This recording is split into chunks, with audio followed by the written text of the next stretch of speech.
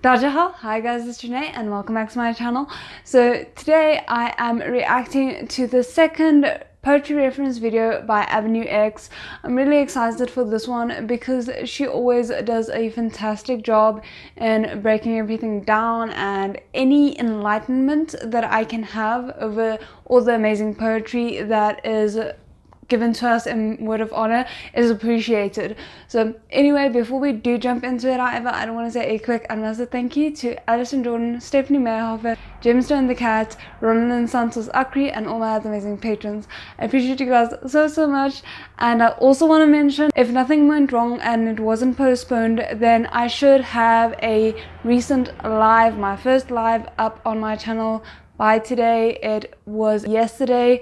And if you didn't watch that and you're interested in me reading the first chapter of The Faraway Wanderers, which is the novel that Word of Honor was based on, then please go ahead and check that out. I will be leaving it linked here and at the end of the video.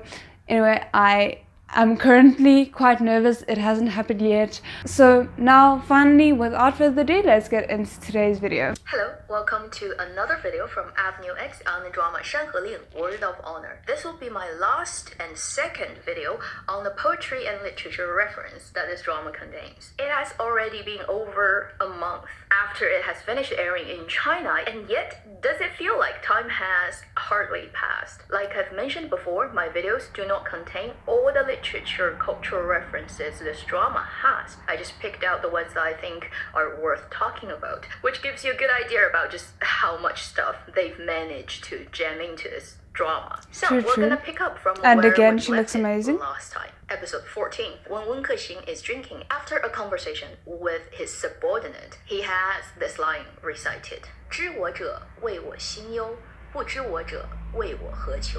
This comes from the big poetry classic 诗经, and it means the people who know me would interpret something I do or I say as, wow, he's or she is worried, whereas the people who do not understand me would read it as, wow, what is he asking for? After you've watched the whole drama, you know how fitting this line really is to Wen Kexing as a character and to everything he wants to do in this world setting. Yeah, so I feel like it especially rings true for the beginning of the series, because I'm now in the process of watching other people's reactions to it. If you have other reactors that you enjoy who also watched Word of Honor besides Kukalin, Gay Watch, and Just a Lonely Channel, those are the three I'm currently like enjoying. But if you have others that you want to recommend to me, please go ahead. I don't mind. I love seeing other people's reactions. Me enjoying reaction content was one of the things that motivated me to start my own reaction channel. I have like 4 things, but one of the things was that.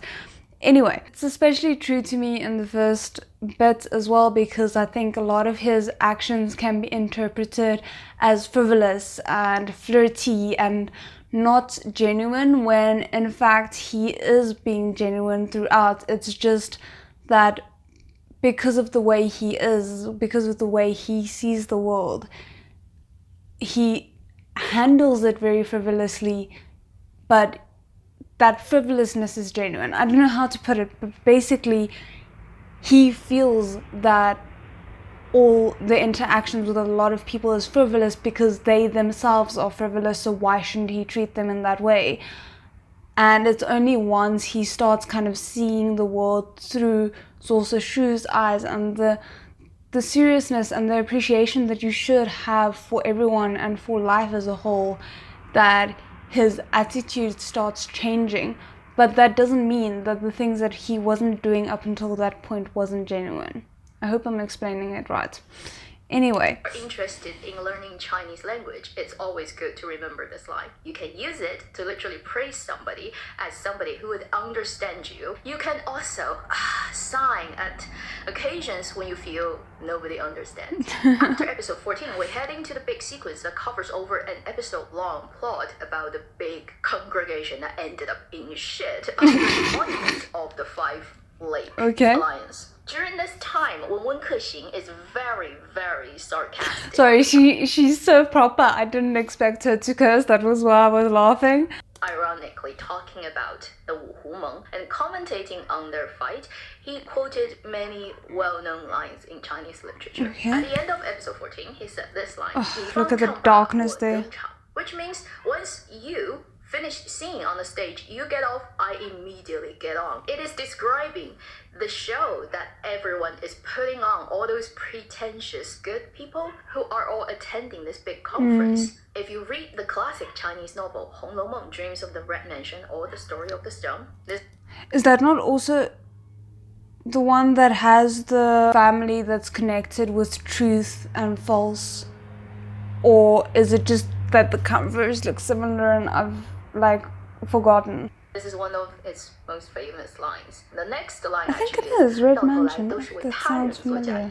Which means in the end of it, you actually are doing something that you cannot benefit from. The people who come later grab the winning fruit. If you think about the 5 pieces of Liu Lijia in this drama, it is something that everybody is chasing after, going crazy about, but you give up your life for it and then eventually it ends up in somebody else's hand. Heading over to... And also I feel like, sorry to add on to what she's saying, I feel like that is also fitting to what is revealed at the end to be contained inside the armory. Like, that is also something that even if you take what is in there, it isn't necessarily going to benefit you immediately. It's meant to be more beneficial to the generations that come after you. So it's something that you yourself work so that your children and their children and so on can have a better future. Okay, I'm done over analyzing, sorry about that.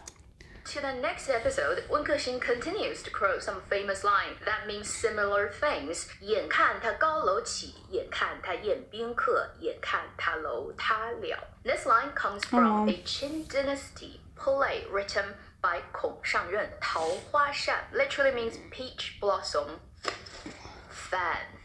Okay, very well known. And this line is so famous that other famous literature piece would quote it. For example, 红楼梦, Dream of the Red Mansion and Story of the Stone actually also contains this line. 眼看他高楼起, I watching his tall building rises. So these lines come from the perspective of a witness, of a bystander watching something happening. 眼看他宴宾客, I'm watching this person holding big banquets, welcoming all kinds of guests. 眼看他楼塌了, watching his building collapse. These 3 lines are super famous in this play, and as you can tell, it's super fitting for Wen Kexin to say that because he's watching it as a show, watching all these people chasing after those things makes so much more sense will turn into nothing. Then heading over to the zombie and cave plotline in episode 18. And also I feel like it's fitting to his attitude towards everything up until almost up until the end, and then it kind of is turned on its head where it's kind of like, yeah, no, this was you, but now you are him. I don't know if I'm making sense. I'm gonna stop talking. They were back to back and then talking to each other and quoting a very famous poem and did a little bit. That was one of my favorite scenes. Original characters that literally made all the audiences scream in China. 幸得君心 in South Africa as well. It comes from a poem that's written in Song Dynasty, and the original line is 只愿君心似我心, which means I only wish your heart is like my heart. Whereas in the drama version, they changed it into 幸得君心似我心, your heart, which means luckily I got your heart as that mine. is mine. So this is the upgraded version of quoting poetry to make it even more fitting for the situation. For Song Dynasty, 宋词, this particular form, it has a lot of patterns. And this one is called 卜算子. It's a particular pattern's name, and it's written by the poet Li Zhiyi. The specific title is literally the first line of this poem, and it's one of the most classic love poetry in Chinese literature. So of course it had to be wonderful. Once in one of my previous videos on Chinese poetry related to dramas. Anyway, I'll quickly recite it and explain what it means to you. 我住长江头，君住长江尾。日日思君不见君，共饮长江水。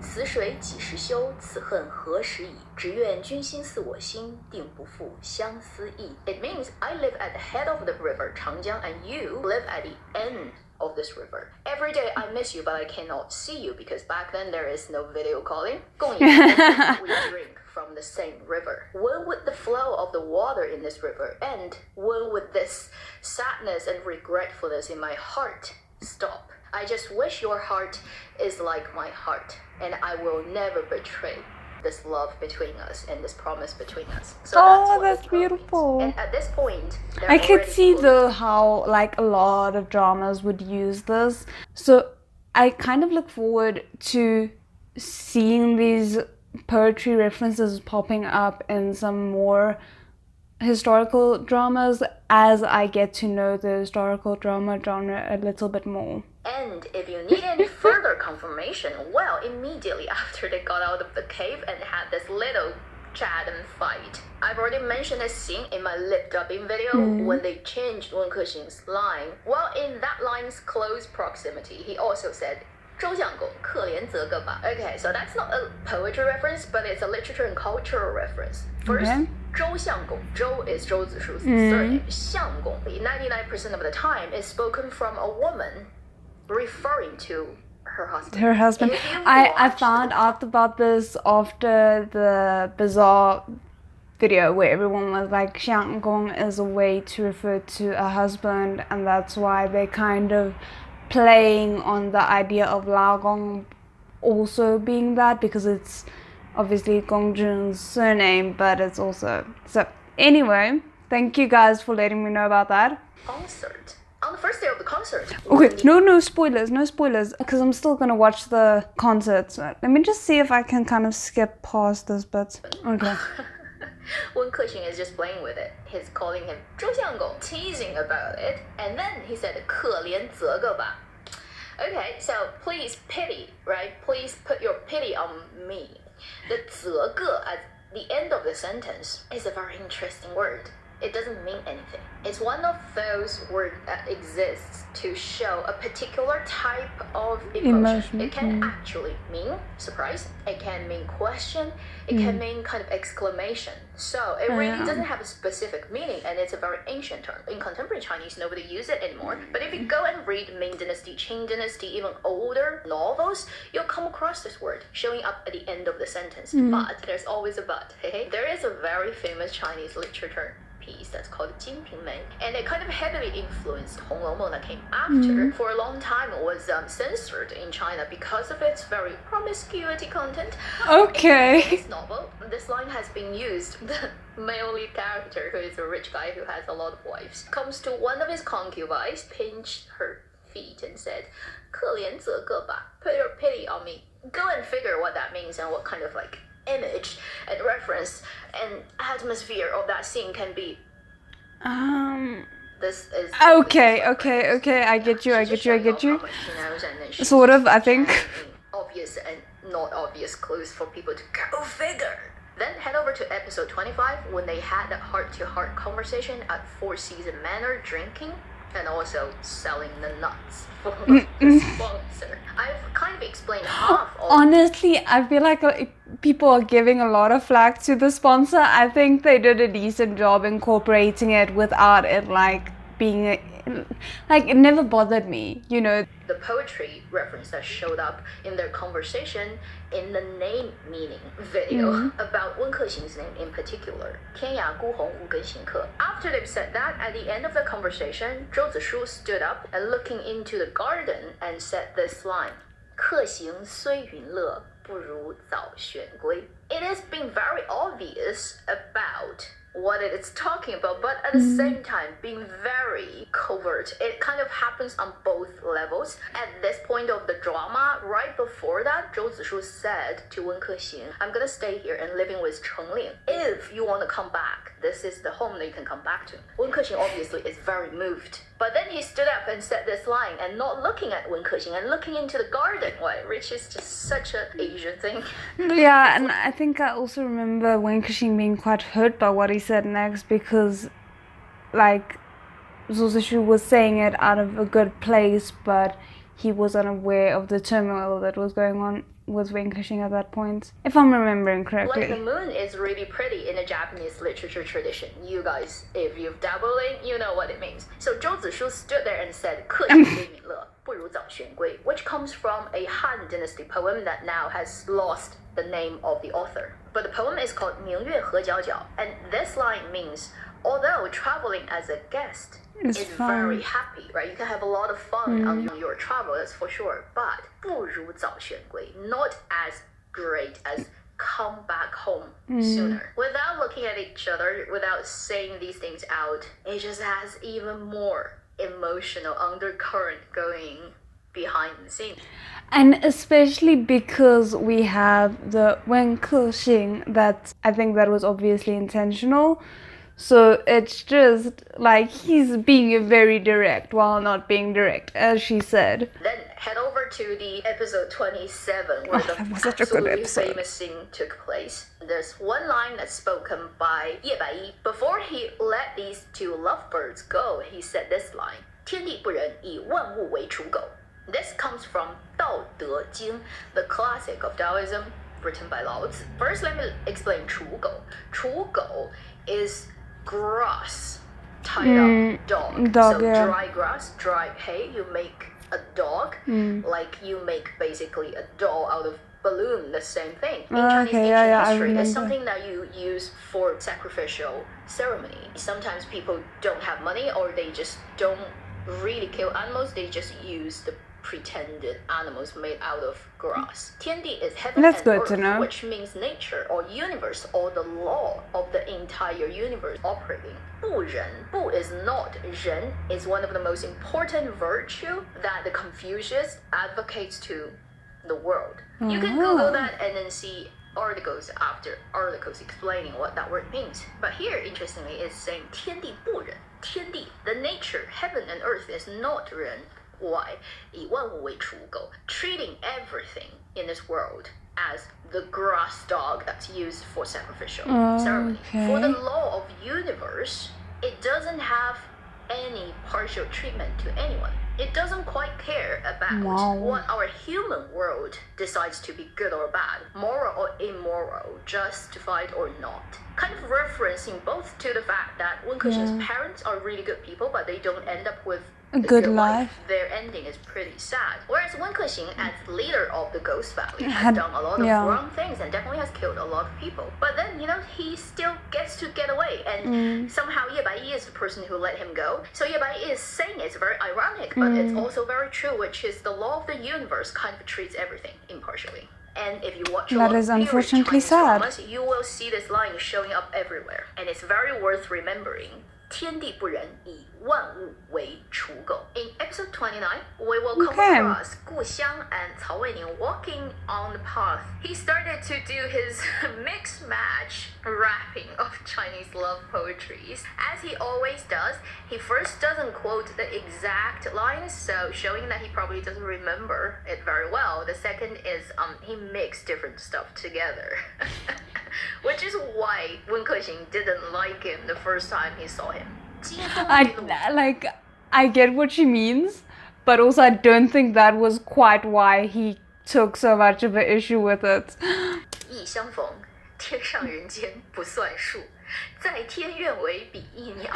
She can't even hold that laughter. Okay, let me tell you why this is funny. First line comes from a very famous 词. Song Dynasty, particular type of poetry. And in the original poem, a love poem, it goes like 金风玉露一相逢，便胜却人间无数. Literally means the golden winged and the jade dew. Once they meet, they overtake, they become so much greater than everything, so many other things in this human world. As a love poetry, it just means when the two perfect lovers meet, what can happen, right? It's just so much magical, better than everything else in this world. You can interpret that on a very flesh level. Okay, because this is I didn't even think about that. And then you can also interpret it at a higher level, right? As the people who are soulmates, they're perfect, and when they're together, nothing else in this world compares. So that's what I was thinking originally, yeah. 胜却人间无数, which means it's better than everything else, countless things in this world. Whereas 小桃 changed it into 天上人间不算数 which literally means what's in heaven and what's in this world, okay? Added together do not count anything. Is such a bad student that he doesn't remember the original line. But so it's kind of like literally the opposite of what the original thing says. Is that what she's telling me here? Funny thing about this line is it's actually also talking about the story of Niu Lang and Zhi Nu, two very famous mythological lover characters in Chinese folklore. A human guy and a goddess. The guy is a cowboy, not a westernized American cowboy, literally a guy who herds cows. The lady actually comes from heaven. She's the daughter of the heavenly emperor, and she is the goddess of textile, of weaving. Oh wow, stuff. that's and nice. They got together, they got separated, and they can only meet each other once a year over the bridge that's made by the magpie birds. Anyway, it's kind of already hinting that's if beautiful. these two Okay. characters are as Niu Lang and Zhi Nu, the guy and the goddess, it's not gonna end very well for them. Also, the second line kind of confirms that, which is 在天愿为比鸟，在地愿结连理树. Originally coming from the very famous 长恨歌 from Bai Ji that I've heavily mentioned in Joy of Life poetry video. I'm busy watching Joy of Life, and now I'm even more excited about it. This is written by Bai Ji, who is kind of like a private fan of the love affair of Tang Minghuang, the emperor, and Yang Guifei, one of the most famous beauty in Chinese history. And the original line is 在天愿作比鸟，在地愿为连理枝枝. In the sky, we want to be birds who fly side by side, and on the ground, we want to be the plants, the trees that grow with their branches intertwined. It is that's a about beautiful the love story description. of the emperor and the concubine that didn't end well in history too. Damn. So this guy, while he's reciting two love poetry Oh, first, he didn't quote them correctly. Second, they're like really kind of omen for the relationship. Again, I have to say this is definitely intentionally done by the scriptwriter, and she's just showing you what she can do and then adding more information and more meaning behind the obvious lines for the That's so unfortunate, though. Oh my goodness. observant audiences to pick them out. Then, to wrap up today's video, there is a poem that got recited twice again in this drama. That's by two supporting roles. But because their love story is tied with this poem, I think it's worth talking about. 柳千巧, I thought it was gonna be about This is a them. poem that comes from Tang Dynasty, and it's actually a song by the official entertainment. It comes from that period, comes from that background. We do not know who wrote it. Let me quickly recite it and explain it. 平江柳色清，花月遥相守。岁岁复年年，逢此冰消后。几回沧海平，山雪别云秀。一眼万年清，唯此心如旧。平江 so pleasing to the ear. 平江 is a river.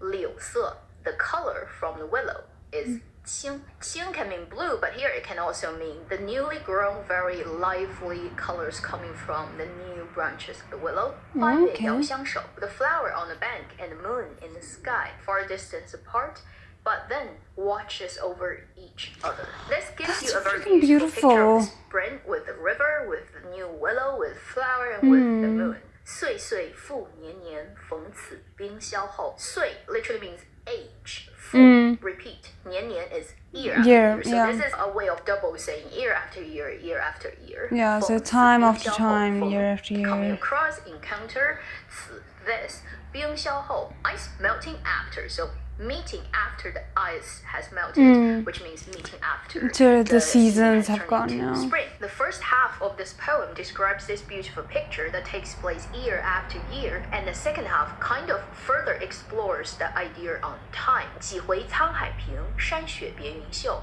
几回 a couple of times. How many times? 沧海, the vast ocean. 平, flattened. So it is showing on a geological kind of scale of time. How many times has the ocean dried out and turned into a flat land over a particular place? 山雪别云秀. The snow on the mountain also turns into the cloud. Both are showing nature's time scale over a long time, how things keep changing. 一眼万年清，唯此心如旧. The last line brings the whole thing back and landed on the human thing. In comparison, with one look, 10,000 years become so light. All these changes have happened does not matter because 唯此心如旧. Only this heart is as old, as before, as unchanged as it has always been. So That's it's a so love sad, poem but so comparing beautiful. the geological time scale of changes and saying that nature can change however it likes. My heart will never change. It is so ideal and romantic and so not true. Yeah, because nobody very, can very live much. as long as mountains and oceans. Yeah, and it's very unlikely for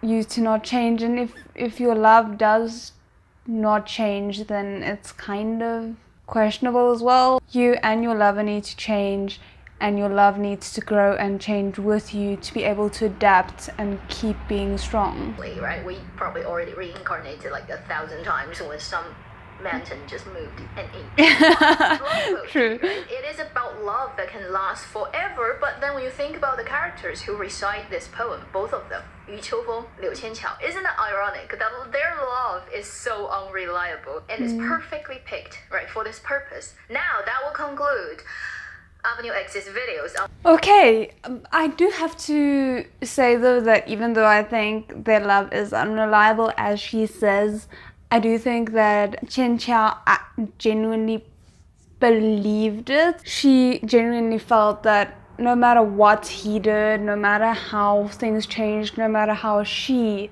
attempted to change, her heart could not, and that was why she kept on finding herself back in the same place over and over again. So yeah, I think honestly there's just so many tragic love stories in this one series. It's kind of depressing to think about, so we're just gonna not. I do hope you guys still enjoyed this. I found it so interesting, and also I'm probably gonna be starting a new series very soon, and if you are interested in priest novels, you might be interested in me reacting to this series.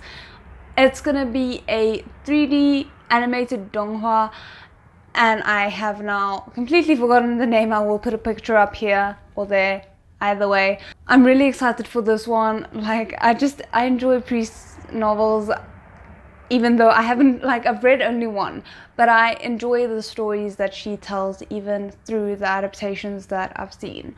So yeah, I'm really excited for this one, and I'll see you guys in my next video. 再见。